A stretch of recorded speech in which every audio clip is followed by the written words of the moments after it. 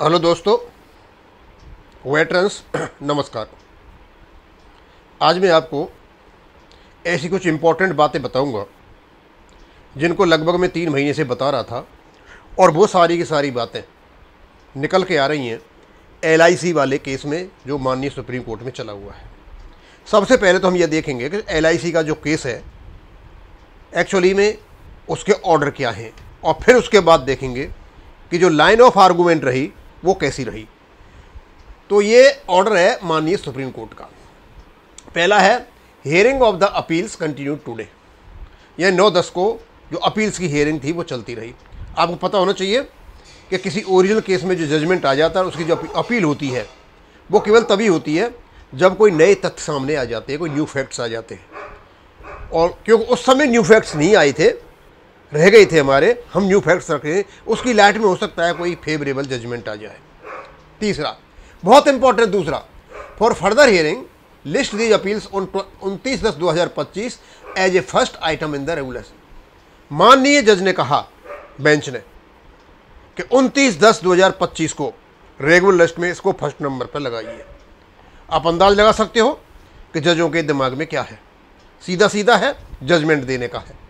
In the meantime, common compilations be filed by the appellants on or before 27/10। और कुछ common जो compilations हैं, कुछ फैक्ट्स हैं, कुछ एविडेंस है, ये डॉक्यूमेंट्स हैं, 27/10 या उससे पहले लगा दी जाए। अब इसमें जो कुछ भी हुआ, इसमें खास करके 2 चीज़ों को लूँगा मैं, और ये वो 2 चीज़ें हैं जो LIC के पेंशन रेगुलेशन 1995 में है और बैंकों के रेगुलेशन 1995 में है। और ये बहुत बड़ी चीज़ है, बहुत बड़ी खुशखबरी की बात है। और इसी लाइन ऑफ आर्गूमेंट को बार बार जो कितने वीडियो मैंने बनाए थे, मैंने कहा था कि 35/1 में जो अपडेशन है 1995 से पहले वालों के लिए अपडेटिंग है, वो एक्सप्रेस है, लिखा हुआ है। 1995 के बाद वालों के लिए अपडेशन है, वो इंप्लाइड है, अंडरस्टूड है, इनहेरेंट है। किसी ने नहीं माना। इंप्लाइड क्यों है, इनहेरेंट क्यों है, इसमें आया है, ये बहस में आई ये बात, इसलिए बता रहा हूं मैं आपको। उन्होंने कहा कि CCS रूल 1972 के आधार पर जो LIC के पेंशन रेगुलेशन बना हुआ है और बैंकों का भी तो बना हुआ है, मैं बैंकों को भी साथ में लेके चल रहा हूं क्योंकि ये बैंक पेंशन अपडेशन संबंधित है, वो CCS रूल 1972 पर बना हुआ है। और CCS रूल 1972 में कहीं भी पेंशन अपडेशन या रिवीजन नहीं लिखा हुआ है, लेकिन उनका पेंशन अपडेशन रिवीजन होता है। इस चीज को माननीय सुप्रीम कोर्ट में निदेश गुप्ता जी ने और संजय हेगड़े जी ने पकड़ लिया और कोर्ट के सामने रख दिया। और पहले नंबर का पॉइंट जो है वो यही है। आप ध्यान देना इस पर, मैं इसकी लैंग्वेज भी पढ़ूंगा और आप उसको पकड़ोगे। LIC pension scheme like CCS pension rules, यानी LIC pension scheme CCS rules के समान है। Clear? Does not have any provision for upgradation of pension, कोई पेंशन अपग्रेडेशन नहीं है। अब इस पहली लाइन से तो ऐसा लगता है कि एकदम हमारे सिर पर लठ मार दिया हो कि भाई LIC के उसमें कोई भी पेंशन अपडेशन नहीं है। लेकिन साथ में ये भी देखो, लाइक CCS रूल 1972, यानी जो अपग्रेडेशन यदि LIC पेंशन रेगुलेशन में नहीं है तो CCS रूल 1972 में भी नहीं है। और इसको क्लैरिफाई किया आगे। कैसे किया? The scheme framed on the basis of central civil service rules, ये स्कीम जो LIC की बनी थी CCS रूल 1972 के आधार पर बनी या उसके करस्पॉन्डिंग है, उसके तुलनात्मक, ठीक है।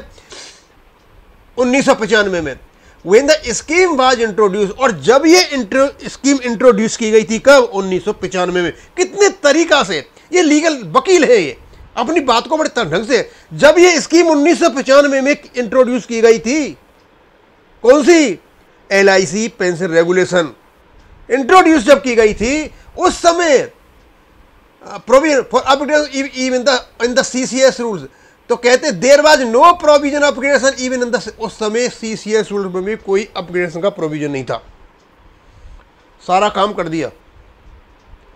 यानी 1995 में जब पेंशन रेगुलेशन बने थे एलआईसी के, इवन बैंकों के भी, उस समय सीसीएस रूल्स 1972 में भी कोई प्रोविजन नहीं था अपग्रेडेशन का या आपका अपडेशन का या रिवीजन का।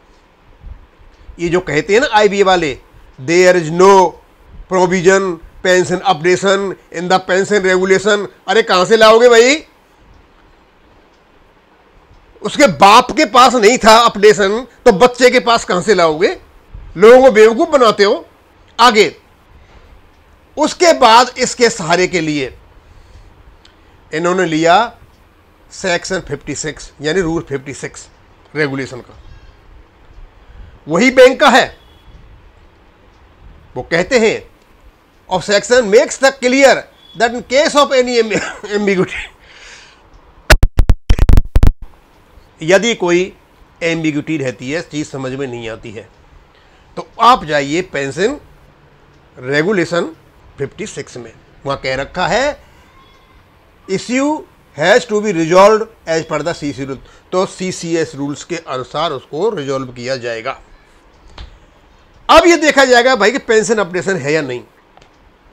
अब यहां तो नहीं लिखा है, एलआईसी मान के चलता है, बैंक भी मान के चलता है। अब ये देखिए क्या सीसीएस रूल्स में लिखा हुआ है, तो वहां भी नहीं लिखा हुआ है।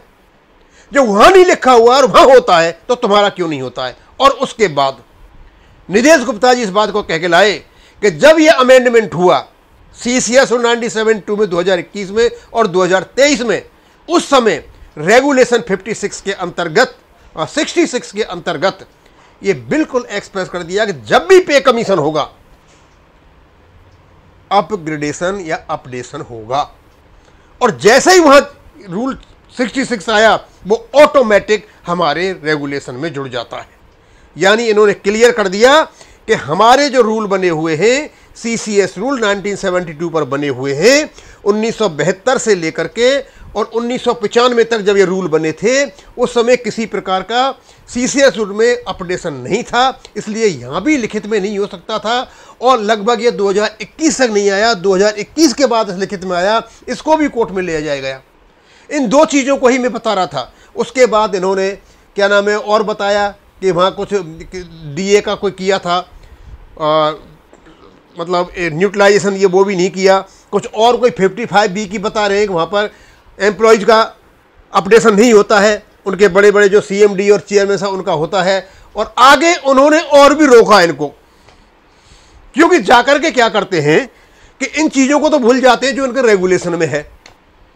ये अपनी एग्जीक्यूटिव जो ताकत है ना वो दिखाते हैं, फिर ये लाते हैं हुआ दिखाते हैं उसका फंड का, उसको भी तोड़ दिया। बोलते हैं एलआईसी के बाद बहुत बड़ी मात्रा में फंड है और बहुत बड़ी मात्रा में इनको क्या आता है, जो पैसा आता है अच्छा खासा पैसा आता है, वहाँ से देंगे पैसा जितना भी है। और उसके बाद इनके जो पेंशनर्स है वो कम होते चले जा रहे हैं।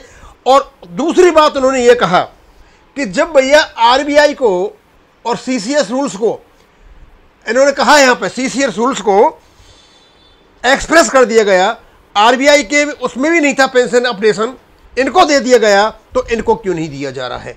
अब क्योंकि ये मैटर पड़ गया लीगैलिटी का, और इसीलिए ये कोर्ट में, और जज साहब का नाम भूल गया, उन्होंने ये कहा था कि मुझे इससे कोई मतलब नहीं है आपको प्रॉफिट हो रहा है लॉस हो रहा है, आपका फंड है या नहीं, मैं ये देखूंगा जो आर्गूमेंट हो रहे हैं उनकी लीगैलिटी क्या है। और उनकी लीगैलिटी ये है कि हमारे जो पेंशन रूल्स हैं वो सीसीएस रूल्स के समतुल्य हैं, करस्पॉन्डिंग है।